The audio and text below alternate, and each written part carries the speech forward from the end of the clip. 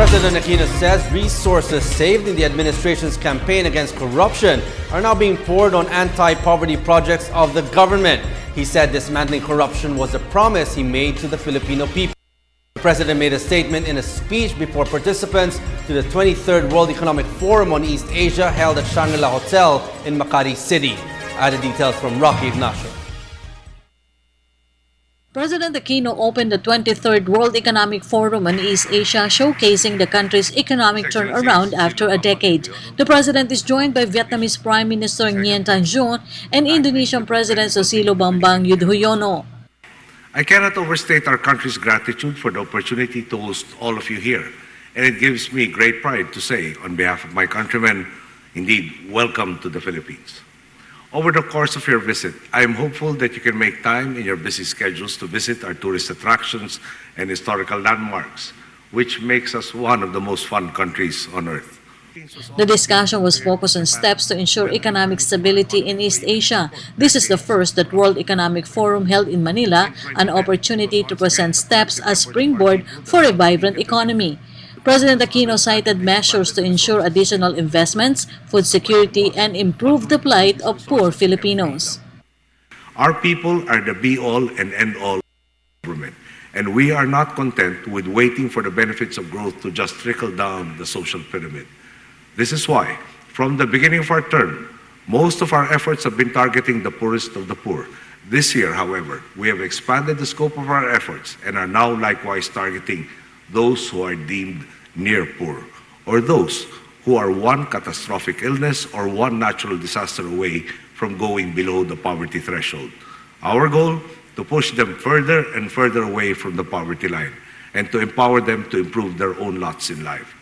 The President also recognized the need to mitigate the effect of climate change. He added that the country attained a 7.2% growth in 2013 despite the devastation brought by Zamboanga siege, killer quake in Bohol, and Super Typhoon Haiyan in the Visayas.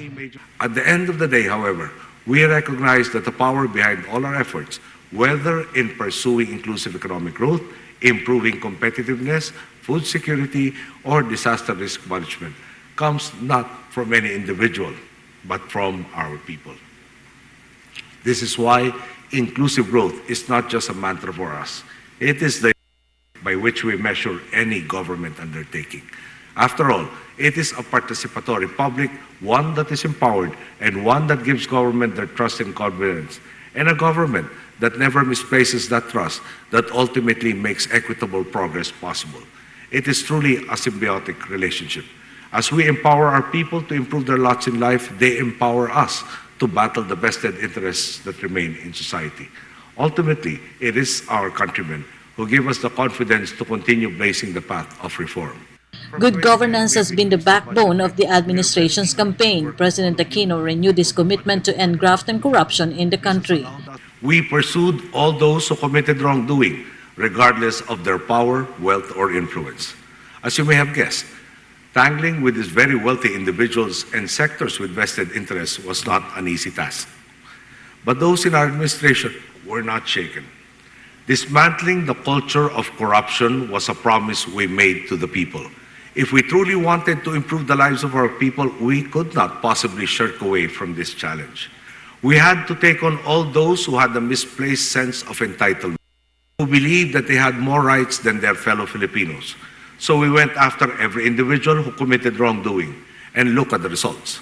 My predecessor is now undergoing hospital arrest as she undergoes 2 serious charges, with another one being evaluated by the Ombudsman. The Congress and the Senate removed a Chief Justice from office for failing to declare over 98% of his assets and is in his statement of assets and liabilities and net worth, contrary to our Constitution and our laws. Our efforts were not limited to those in the highest positions. We want to institute integrity throughout the bureaucracy. President Aquino added that reforms are visible through the investment grade status given by the 3 international credit rating agencies. The result of all our collective efforts in the Philippines is what you see now. One instilled with a newfound optimism, one that believes in government's capacity to help its people, and one that is widely considered to be among the world's emerging economies. The Philippines will officially turn over to Indonesia the hosting of the 24th World Economic Forum East Asia in 2015. For the People's Television, Ignacio.